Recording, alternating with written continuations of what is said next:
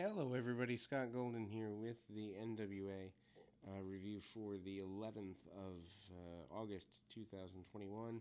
Supposed to air on Tuesday, but didn't due to a mistake from Fight TV. Camille and Pope opened the show with Kyle Davis. Camille and Pope did not control which matches happened this round, but both are confident which team's going to win. Members of each team picked who would compete. Latmere and Trevor Murdoch, Jack Dane and Mims, and the final match with alternatives Colby Corino and Sal Renaro. Trevor Murdoch defeats Tom Latmere. Decent enough match. Murdoch is one of the better brawlers in wrestling and worked very well with Latmere at this point. One of the better matches of the series concept, although the series concept felt flat. They start with some brawling back and forth, both guys getting momentary advantages. Murdoch uses his superior skills in the area to dominate Latmere in the earlier part of the match.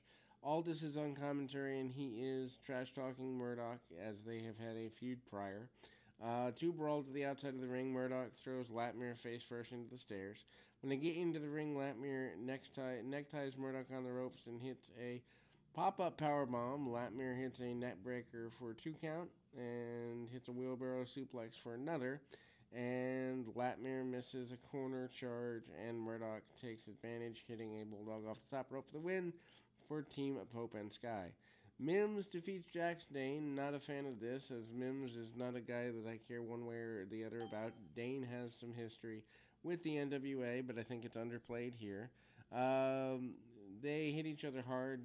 Certainly a mean guy match. Dane is a better talent than a lot of people give him credit for. Mims is okay, but not ready for this level of exposure.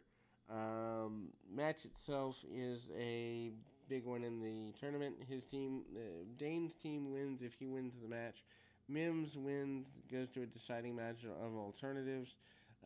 Dane hits a big belly-to-belly suplex and stomps on Mims in the corner. Mims hits a suplex to his own.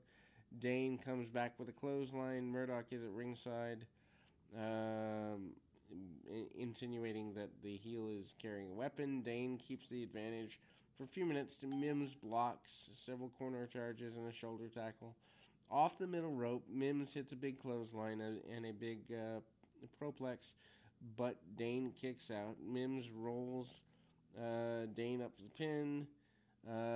5 points apiece, meaning the winner of the tournament would be decided by the alternates. So doesn't that invalidate the tournament itself? Aldis and Chris Adonis come out to talk to Kyle Davis. Aldis complains that Corrigan didn't let Strictly Business compete in the tournament. He buries his own team because they failed to win. The only one he even remotely cared about was in fact Crimson.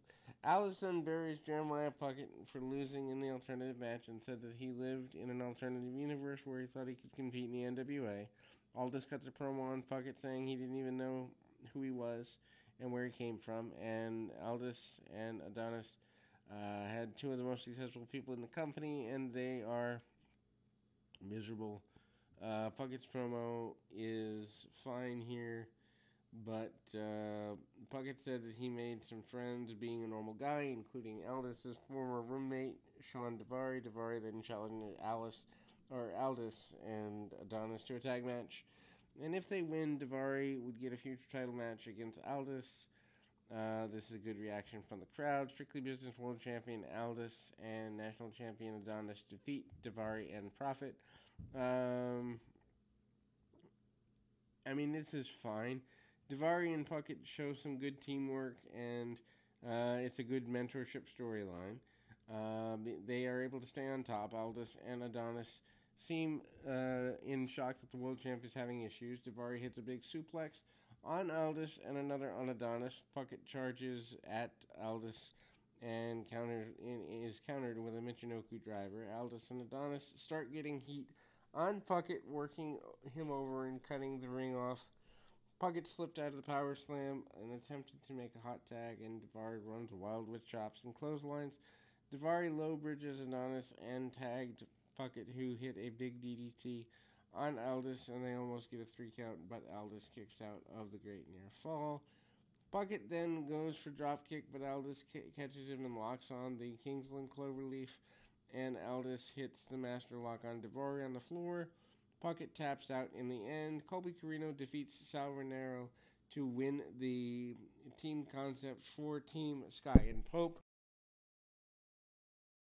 Makes fun of Ronaldo offering a handshake and hits a brainbuster on the apron a few weeks ago, and that's kind of where their history comes from. Ronaldo slaps Corino in the mouth pretty hard and goes right after him with a bunch of strikes, and Corino hits a stun gun in the corner on Ronaldo and starts attacking his injured shoulder for the next few minutes. Corino hits a Samoan drop. Ronaldo rolls out.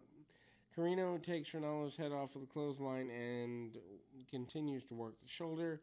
Ronaldo makes a comeback and knocks Corino off the top rope following a handspring stunner and a bulldog in the middle from the middle turnbuckle.